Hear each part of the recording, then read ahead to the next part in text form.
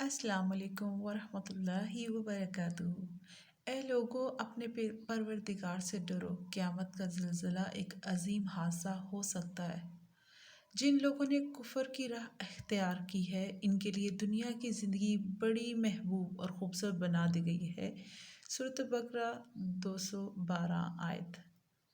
رسول صلی اللہ علیہ وسلم نے فرمایا، ایسے شخص کی بد دعا سے بچو جس پر ظلم کیا گیا ہو، اس لیے کہ اس کی بد دعا اور اللہ کے درمیان کوئی آڑ نہیں۔ ظالم کو اللہ مہلت ضرور دیتا ہے، لیکن کیا تم نے نہیں سنا اس کی پکڑ بہت شدید ہے۔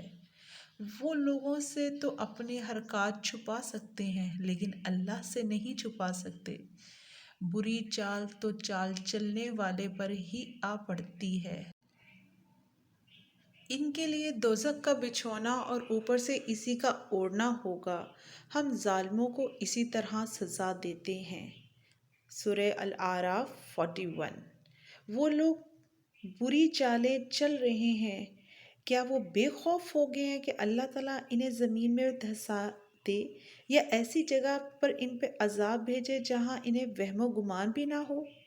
وہ لوگوں سے تو اپنی حرکات چھپا سکتے ہیں، لیکن اللہ سے نہیں چھپا سکتے۔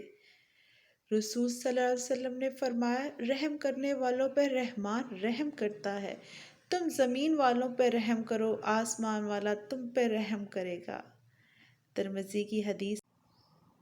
اللہ جسے چاہتا ہے بھٹکا دیتا ہے اور جسے چاہتا ہے سیدھے راستے پر لگا دیتا ہے۔ میں اپنا مقدمہ اللہ کے ہاں پیش کرتا ہوں۔ یاد رکھنا، کسی کے یہ کہنے سے پہلے معاملہ سلجھا لینا۔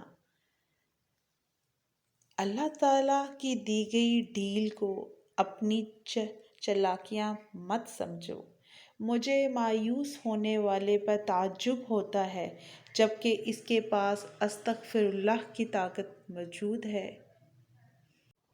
ہر عمل کا ایک مکہ فاتح عمل ہے، اور یہی اللہ کا قانون ہے، اس لیے صبر کرو اور اللہ کا انصاف دیکھو۔ حق میں بہتر ہے، ہم تو ان کو صرف اسی لیے ڈھیل دے رہے ہیں کہ وہ اور گناہ سمیٹ لیں، اور ان کو ذلت کی مار ہے۔